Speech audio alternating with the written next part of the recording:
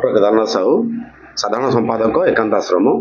आज आमर महर्षि मायाधर दास बा टू बाबा जहाँ करकमल एकांत आश्रम स्थापित होता 1966 मसीह।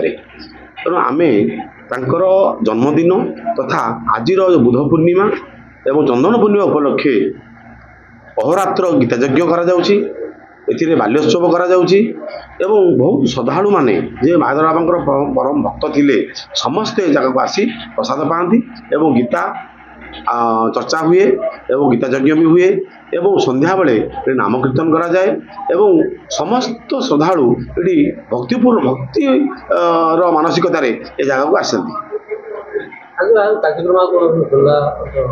नहीं ये आमर यज्ञ करा जो प्रकार व्यवस्था होती मायाधर बाबा जो गीता पाठ करा जाए भजनावली अच्छी भजन बोला जाए बही अच्छी तत्व प्रकाश जोटा कि बाबा निजे लिखी।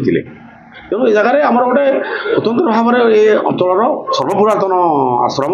तेणु यही आश्रम स्वतंत्र भाव में एक साधनापूर्ण पीठ यहाँ।